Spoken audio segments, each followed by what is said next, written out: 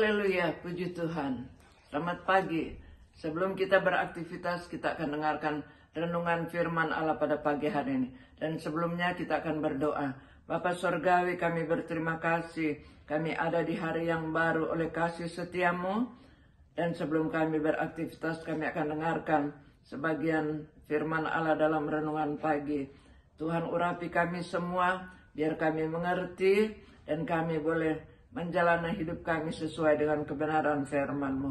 Terima kasih Bapa, kami siapkan hati kami menyambut kebenaran firman-Mu di dalam nama Tuhan Yesus Kristus. Haleluya, amin. Puji Tuhan. Renungan firman Allah pagi hari ini temanya pelayanan kasih kepada orang lain disertai ucapan syukur. Kita baca 2 Korintus 9 ayat 12 berkata, sebab pelayanan kasih yang berisi pemberian ini bukan hanya mencukupkan keperluan-keperluan orang-orang kudus, tetapi juga melimpahkan ucapan syukur kepada Allah. Melimpahkan ucapan syukur dalam pelayanan kita. Pelayanan adalah memberi. Jadi kalau kita lihat tema daripada 2 Korintus pasal 9 ini, sebelum ayat 9 dikatakan bahwa ada pemberian bagi pelayanan Rasul Paulus. Dan Rasul Paulus merasa senang. Dia bersyukur buat pemberian. Pemberian di sini adalah dalam berbicara tentang materi. Membantu pelayanan Rasul Paulus dalam penginjilan kemana-mana. Dalam membantu pelayanan. Pemberian materi yang membantu pelayanan Rasul Paulus. Nah, kita sebagai anak-anak Tuhan, haleluya, puji Tuhan. Kita dipanggil bukan jadi anak Tuhan aja untuk datang beribadah, tetapi di dalam Alkitab dikatakan kita juga diumpamakan seperti pohon yang harus berbuah, harus melakukan sesuatu.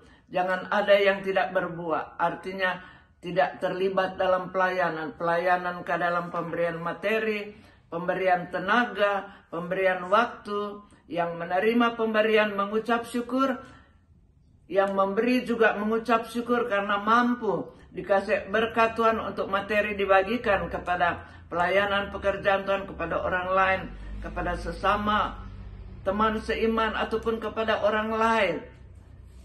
Tuhan memberikan kita kekuatan untuk membantu pelayanan. Barangkali yang mengikuti Paulus dalam pelayanan penginjilan, membawa barang-barang yang diperlukan untuk pelayanan, membawa barang-barang yang diperlukan oleh Rasul Paulus dalam melayani dari satu kota ke kota yang lain.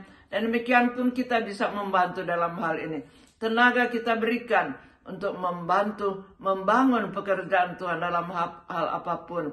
Barangkali mengantar sesuatu, membantu sesuatu, ataupun itu tenaga, tetapi waktu pun kita berikan.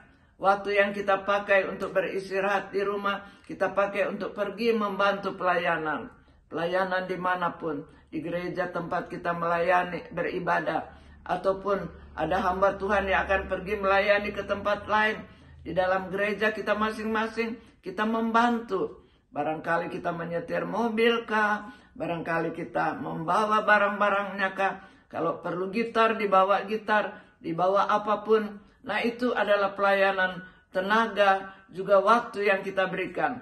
Yang menerima pelayanan itu mengucap syukur, dan yang memberi pelayanan itu juga mengucap syukur. Karena dia dimampukan, dia diberikan kekuatan oleh Tuhan, dia diberikan kesehatan oleh Tuhan untuk melakukan, membantu pelayan, memberikan tenaga, waktu, materi untuk kemajuan pekerjaan Tuhan, untuk pelayanan di mana-mana pun.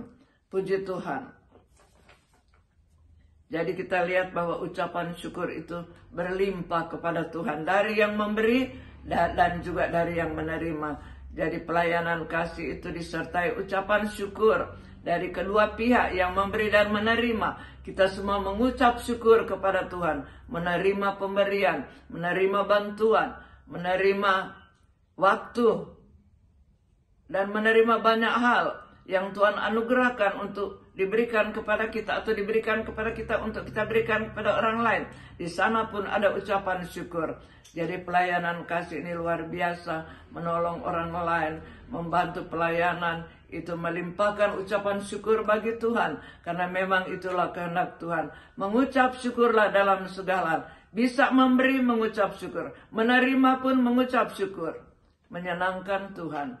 Karena sekali lagi itulah kehendak Tuhan. Mengucap syukur dalam segala hal. Selalu bersyukur hari ini pun. Kalau kita diberi kesehatan untuk pergi bekerja, mengucap syukurlah. Dan di mana kita tempat kita bekerja, dia mengucap syukur. Karena kita datang membantu. Ada ucapan syukur di mana-mana. Bagi Tuhan, kalau kita mau terlibat dalam pelayanan. Kasih kepada sesama, kepada gereja kita, di luar gereja kita, akan selalu ada ucapan syukur. Itulah yang melimpah kepada Tuhan. Tuhan menolong kita sepanjang hari ini. Kiranya kita selalu ada ucapan syukur. Kita masih bisa bekerja, kita mengucap syukur. Kita membantu orang lain, kita mengucap syukur. Dan sudah pasti yang menerima pertolongan kita, ada ucapan syukur di hati mereka. Oh, terima kasih Tuhan. Tuhan telah menolong saya melalui orang lain. Ucapan-ucapan syukur yang luar biasa, yang dikehendaki oleh Allah dan yang menyenangkan Tuhan. Puji Tuhan, marilah kita mengucap syukur sepanjang hari dalam hal apapun. Karena itu menjadi kehendak Tuhan. Belajar mengucap syukur dalam segala hal, dalam segala waktu. Tuhan pasti akan memberkati kita, menyertai kita, memperhatikan kita. Haleluya, puji Tuhan. Mengakhiri renungan ini kita berdoa. Bapa Surgawi, terima kasih.